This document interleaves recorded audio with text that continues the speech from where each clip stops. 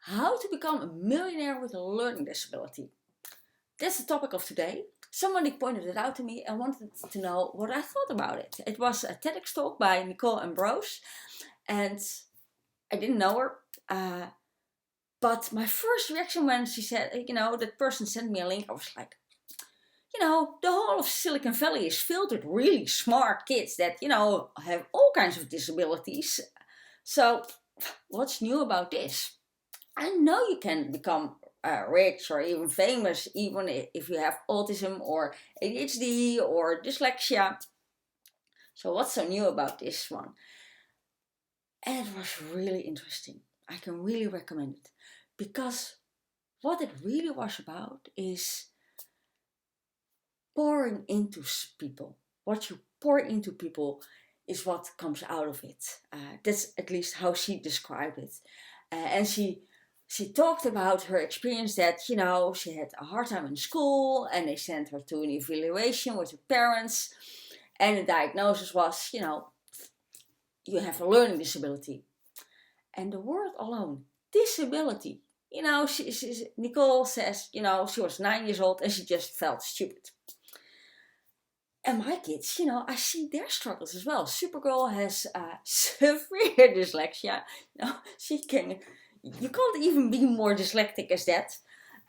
And my son is, well, officially not dyslexic, but let's just say grammar, language, speaking wise, perfect, but comprehensive reading or spelling, just not his thing. And then you go to school and it's all about academics. And then especially the teachers that, take you out of that little class because you have to go to a special class. And as a kid, you only want to be one thing. And that's just like everybody else. And I remember vividly that when we lived in Kansas, they had like 4 second grade classes. And when there was math or grammar going on, they divided the classes. So you had the high achievers and then you had the low achievers. We're trying, but really, what for kind of class. And in the hallway of the school, you have this big board saying, the high achiever and most likely to become president and blah, blah, blah. And then you have the bumper stickers saying, grade A student. But if learning is really difficult, you kind of feel like a failure. Unless it can really help if you have people that pour into your cup with confidence in whatever you want to do and whatever you want to become.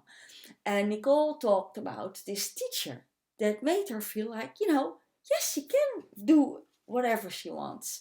And no, she's not stupid. And it really is about it. I saw that with Wonderboy. He had a great teacher in 2nd grade and a phenomenal teacher in 4th grade. It was the first time that he came out of the class when school was dismissed, crying because he got an A for a grammar test. And he felt finally like, oh, he did it right. But see, besides that, he was so happy that he finally got an A for a test and not the usual C kind of average score. This teacher the whole time emphasized that he was so nice, that his drawings were brilliant, that, even if he got a C, it was great. And then he went to 8th grade. Is it 8th grade? No, 6th grade. We have a different system here in the Netherlands, so 6th grade. And that's the final class of our elementary school. And then in the Netherlands, you go straight to high school. And it kind of depends on, your state tests and everything, what kind of level of high school you go. So we were kind of at this upskill school. And it was all about, you want to at least the highest level of high school, of course. So we had this teacher that constantly was trying to saying to the kids, you have to do better, you have to do better. and we just saw our boy crumble. Until we told the teacher, stop it. He doesn't have to go to the highest level of high school. He has to be happy. That's the most important thing.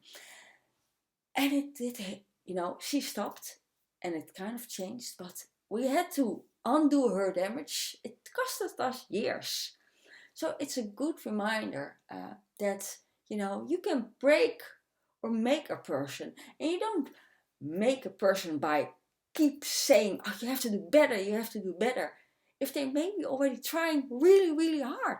It's about, even if they get a C, maybe a D, or even lower, keep saying that they're great persons and that they can achieve whatever they want.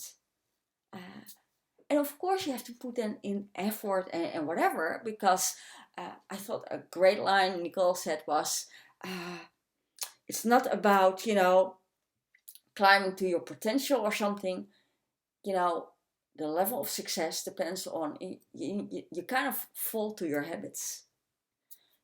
If you do things in day out, the same thing, instead of daring and getting out there, at least this is a, how do you call it, rabbit hole.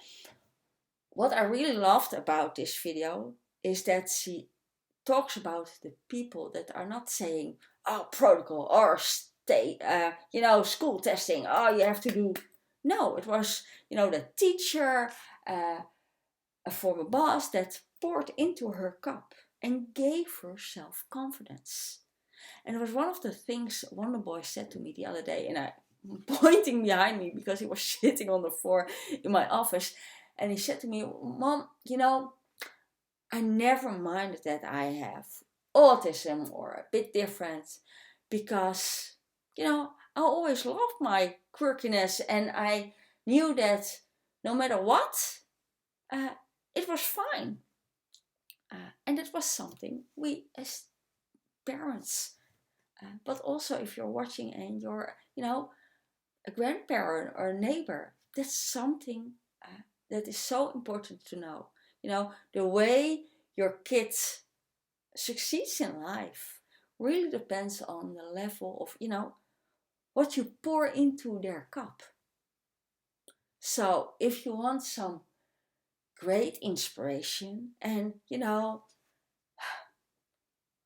maybe also the reassurance, because we still live in this academic world. So we think our kids have to go to the best universities and have to become doctors and lawyers. And, it's fine if you want to become that.